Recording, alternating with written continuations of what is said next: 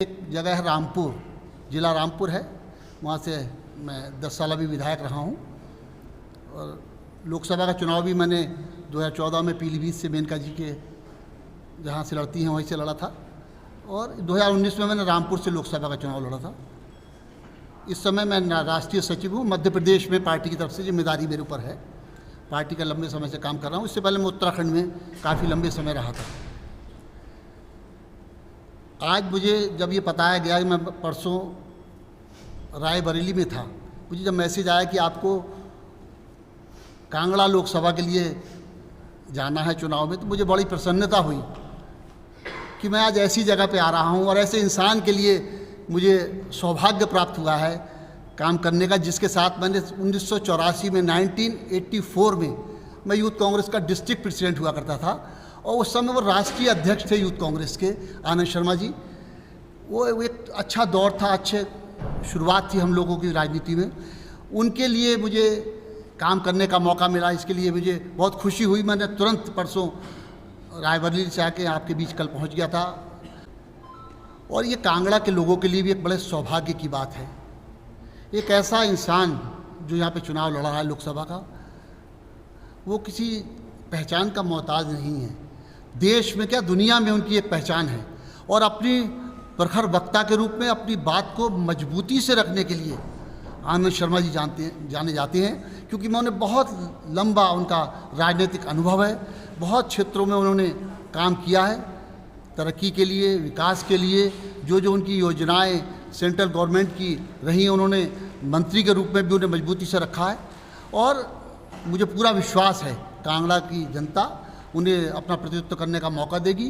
तो कांगड़ा के लोगों की जो समस्याएं हैं, जो कांगड़ा के लोगों की जो आवाज़ है, वो दिल्ली तक पहुंच सके, इसके लिए एक ऐसे मजबूत इंसान की आवश्यकता भी थी कांगड़ा को। और जिसको पार्टी ने, कांग्रेस पार्टी के नेताओं ने उन्हें प्रत्याशी बनाया है और मुझे पूरा यकीन है वो यहाँ से जीतेंगे और देश में इंडिया गठबंधन की सरकार बनने जा रही है, उसमें मजबूत मंत्री के रूप में वो चुने आएंगे, ऐसा मुझे पूरा विश्वास है। और यहाँ की जो समस्याएं हैं, लोकल बहुत समस्याएं तो हर जगह हैं, क्योंकि जिस तरीके का माहौल सेंट्रल गवर्नमेंट ने, एनडीए गवर्नमेंट ने पिछले 10 साल से कर रखा है, उसमें कहीं ना कहीं जनता बदलाव का मन बना चुकी है। जनता बदलाव चाहती है और मुझे यकीन है जो यहाँ की लोकल की समस्याएं, जो थोड़ी बहुत मुझे जानकारी मिली है, जैसे यहाँ सेंट्रल यूनिवर्सिटी की बात है, यहाँ पे सेंट्रल यूनिवर्सिटी काफ़ी लंबे समय से पेंडिंग है, उस पर कोई काम नहीं किया गया। और जो यहाँ का एयरपोर्ट है, उसके भी एक्सपेंशन की बात है, वो भी काफ़ी लंबे समय से पेंडिंग है। और अगर ऐसे इंसान चुन के जाएंगे जो अपनी बात को रखते हैं, मजबूती से रखते हैं, तो यकीनन इस क्षेत्र का भी विकास होगा। और बहुत सारी योजनाएं जो सेंट्रल से जुड़ी होती हैं, वो मैं समझता हूँ हिमाचल के लिए आएंगी, ऐसा मुझे पूरा विश्वास है। और उनकी जो कार्यशैली है, क्योंकि मैंने उनके साथ काम भी किया है, मैंने देखा है उनकी कार्यशैली बड़ी बेबाक है, बहुत साफ़ सुथरी छवि है, अच्छे से काम करना वो जानते हैं, लोगों को जोड़ने की कला उनमें है, क्षमता है। और जिस तरीके का उनका ये उन्होंने अपने जो कार्य किए हैं, ये तो शायद आपको अभी सभी लोग, हमारे साथी लोग दे चुके हैं, ये मिल गया है। और उनकी जीवन शैली के बारे में तो मैं समझता हूँ यहाँ के लोगों को बताने की आवश्यकता नहीं है। यहाँ वो सभी लोग जानते हैं कि उनका कार्य करने की क्या कला रही है और कितने लंबे समय से उन्होंने पार्टी की भी सेवा करी है। और जहाँ सरकार में ज़रूरत पड़ी तो सरकार में भी उन्होंने बहुत लंबे समय तक काम किया है, जब कांग्रेस की गवर्नमेंट रही है। तो मुझे पूरा विश्वास है कि देश के जो परिप्रेक्ष्य में इस समय हालात हैं, उसमें आनंद शर्मा जी जैसे इंसान का जीतना बहुत आवश्यक है, कांगड़ा के लिए भी आवश्यक है। और जो हमारे नेता राहुल गांधी जी हैं, मल्लिकार्जुन खड़गे जी हैं, मैडम सोनिया जी, प्रियंका जी, और जो कांग्रेस ने जो गारंटी दी है 5, मुख्य रूप से 5 हैं, बाकी तो बहुत सारी गारंटी हैं, जो योजना है। क्योंकि भारतीय जनता पार्टी में और कांग्रेस पार्टी में क्या फ़र्क है, ये इससे साबित हो जाता है। कांग्रेस पार्टी ने जो कहा है उसे पूरा किया है, चाहे किसानों का कर्जा माफ़ी रही हो 71,000 करोड़ का, या मनरेगा योजना रही हो, या बहुत सारी ऐसी योजना जब आवश्यकता रही है उसे पूरा करने का काम किया है। आज जब नौजवान बेरोज़गारी की तरफ खड़ा है, महंगाई सर चढ़ के बोल रही है, तो कांग्रेस पार्टी ने इस बात को महसूस किया और कांग्रेस पार्टी ने अपनी घोषणा पत्र में ये निश्चय किया है कि सरकार बनने पर हम 1 लाख रुपए प्रत्येक नौजवान को जो पढ़ के आएगा, अपना अप्रेंटिस करने जाएगा, तो 1 लाख रुपए प्रत्येक वर्ष उसे देने का काम उसी दिन से करेगी जिस दिन से वो अप्रेंटिस के लिए जाएगा या अपना एग्ज़ाम क्लियर करके आएगा ग्रेजुएशन का, उसे मिलने का काम होगा। ये बहुत बड़ा अचीवमेंट है। नौजवानों को पहला एक तरीके से रोज़गार मिलने की बात आई है। जो बेरोज़गार नौजवान है उसको कैसे सहारा दिया जाए। इसके अलावा 30 लाख जो खाली पद पड़े हैं, जो रोज़गार देने की बात करी थी कि 2 करोड़ लोगों को रोज़गार दिया जाएगा प्रत्येक वर्ष, तो मैं समझता हूँ 10 साल में 20 करोड़ होने चाहिए थे। रोज़गार तो नहीं मिला, उतने बेरोज़गार ज़रूर हो गए।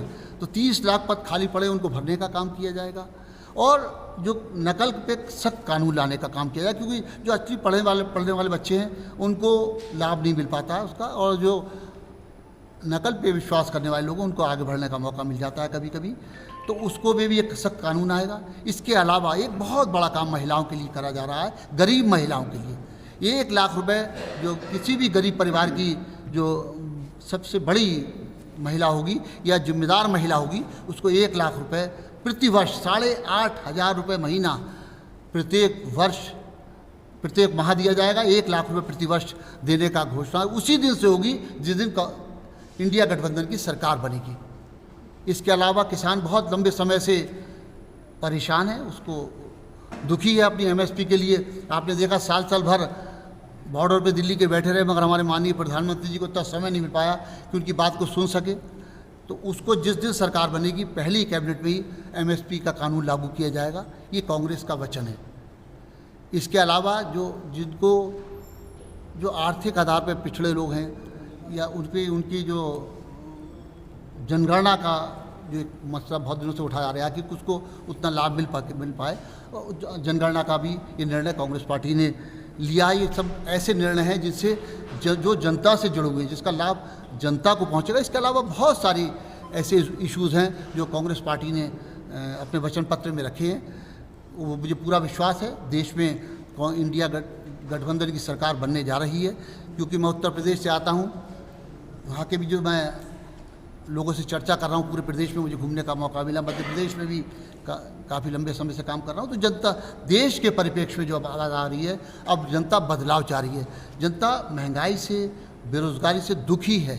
आज गैस का सिलेंडर जहाँ जहाँ कांग्रेस की सरकारें हैं वो 500 रुपये का मिल रहा है, और जहाँ जहाँ भारतीय जनता पार्टी की सरकारें वहाँ 1,000 रुपये, 900, 1,000 रुपये का मिल रहा है। तो ये दुखी है हर इंसान इसके लेके। तो मुझे पूरा विश्वास है आने वाले समय में इंडिया गठबंधन की सरकार बनेगी, और यहाँ से आनंद शर्मा जी हमारे सांसद बनेंगे।